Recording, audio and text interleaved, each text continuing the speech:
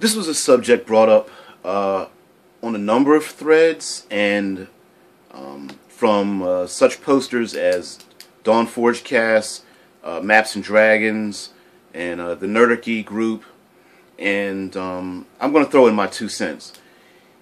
And it's about, I'm going to use DFC's version of Is It Legit, and it's about spell effects and descriptors and even psionics in 5th edition, and I would say in any role-playing game. And how do you guys feel about this? Let me explain. Okay, so using classic Dungeons & Dragons, and you can use this for even any superhero game, you have an ability, let's say Burning Hands or Ray of Frost, and the player character says, well, I want to make my character a flame-centered character, right? But the spells that are picked may not have a flame component. And so, for example, in 5th edition, they do have spells like Burning Hands is a fire component. Ray of Frost is a cold component. Guiding Bolt is has a radiant component. But let's say someone wants to make a cleric, and instead of Guiding Bolt having the radiant special effect, they say, well, I want it to be thunder, or I want it to be fire, or I want it to be cold, a cold effect to keep in with the theme of the character. Now, for the most part, most game masters worth their salt will go, well, it's just a descriptor. You know, sure, it's, especially in superhero games, it's like 99% of all ranged attacks are basically damage dice, and you just apply a special effect, whether it's telekinetic, whether it's cold, heat, radiation, electricity, something like that, darkness, you know, magnetism or something. You just add a special effect component to it.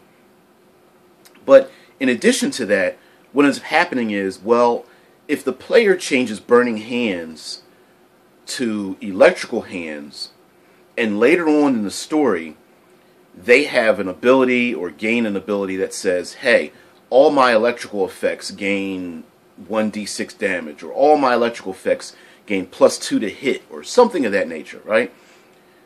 Would it affect, say, a Burning Hands, which normally has a fire effect? Would it now become electrical?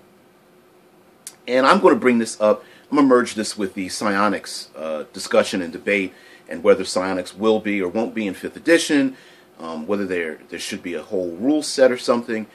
And my feeling about psionics is a special effect. I believe that using a house rule, 3x5 card, and magic marker rule, that psionics is just a special effect of any spellcasting group. So, for example, if you wanted to make up a psionicist of sorts, for me, in 5th edition, pick a character class that has a spell type, whether it's wizard or cleric. Probably I'd go with cleric. And the special effects of your powers are that they are psionic. And I would go with the role-playing effects of those. Now, as far as changing the special effect of something, like Burning Hands into Electrical Hands, and then later on it actually has a bonus, my personal feeling is I would allow it. And here's why. When you start having descriptors, special effects, role-playing examples, for example, under Maps and Dragons, he was talking about using Ray of Frost, to use Ray of Frost to condense the air, turning it into a mist to maybe see someone's footprints on the ground, or an invisible subject in the air inside the room or something. I never ever discount great ideas. And for me, magic itself, psionics, superpowers, are an organic element of the game. I would never want to say, okay, this spell only works this way and only works this way ever. I wouldn't count that. Would I allow a mage who has mage armor to maybe modify it so that they could use mage armor around a delicate sculpture, and I want to encapsulate it in my quote-unquote mage armor? I'd probably allow that. Or I hold the hands of my friends, and instead of gaining +4 armor class to myself, I give the 4 of us +1 to our armor class. Would I allow that? Yeah, it depends on the character concept, but probably yes. You know, these effects, I think, are allowed. I think players should be allowed to develop their character, create descriptive elements, and the game master should be able to roll with those descriptive elements. And I use a rule. One of the rules I use is give and take, right? You want to take something, give me something. If you give me something, you could take something. So, in the example of creating an electrical character, I change my burning hands into electrical hands. Then you may have a detrimental effect against a creature that's immune to electricity. Take your blue dragons. Take some of these other effects. Hey, all of your friends are standing in knee-deep water. Do you really want to use your electrical hands? Then that player can't say, well, you know, it's actually technically burning hands. It doesn't have electrical No, dude, you already decided this for your character. It's too late. You're going to electrify everybody around you if you use your electrical hand spell. All right? You've made that decision. Yes, of course, there's a shocking grass spell. I'm quite aware of that. But my point being is that if you want to pick specific special effects for your character, go with that and accept the fact that you not only are you gaining something, you have to give something back in those examples. For example, if you want to play a psionicist style character, a psionicist style character may not have a spell book. It would make no sense. All of your abilities are mental. So in order to quote-unquote learn different skills, you may have to search out a mentor or a teacher to unlock those particular abilities. Would that mean that if you are under the effects of mental influence, or you were knocked in the head and stunned, would that affect your abilities? Hell yeah. Does that mean the ability to concentrate would have a far more important element to your abilities than, say, someone else? Yes. Would that mean that as a game master I would say, well, because you're a psionicist, many of your abilities are not continuous, so that all of your spells are basically concentration. And in return, so hey, I'm giving you a limitation. All your spells are concentration effects. All right. But on the other hand, they could be very subtle. You know, as opposed to a spellcaster, you know, chanting and waving their hands around and making energy, maybe a psionicist's abilities are more subtle. Using hold person or charm person or command or something like that, they just touch their forehead. They do the Professor X. You know, I'm using my mental powers, and in a crowd, maybe no one notices it, and then all of a sudden, someone freezes. The bad guy freezes in their steps, or you know, it would be give and take, and I believe all of those things are descriptive. Does that mean in one particular situation a player has a greater advantage than another situation? Of course, but that would apply whether you use the strict rules or not. You know, a burning hand spell can absolutely light, you know, oil on fire. Why wouldn't it? A ray of frost would not. So, this one's kind of short, but it's just talking about the legitimacy of changing spell effects, adding psionics into games, which I feel is just a special effect in itself. I don't believe, yes, there are books that can come out with, you know, huge sonic descriptions, and it's not a big deal to me if they have a splat-book that comes out with it.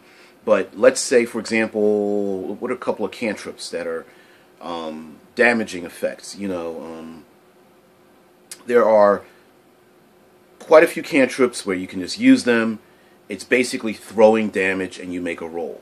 So if a psionicist says, well, I want a mental blast, then your special effect would be mental. Therefore, I would give it to you and just change. I'm trying to think of one that's out there, and unfortunately I can't come up with one off the top of my head. But sure, could you throw damage and make it mental? Yeah, you make a roll. Maybe I would change it from the opponent rolling there to quote unquote dodge it instead of using your armor class. Would I use like a wisdom or intelligence score?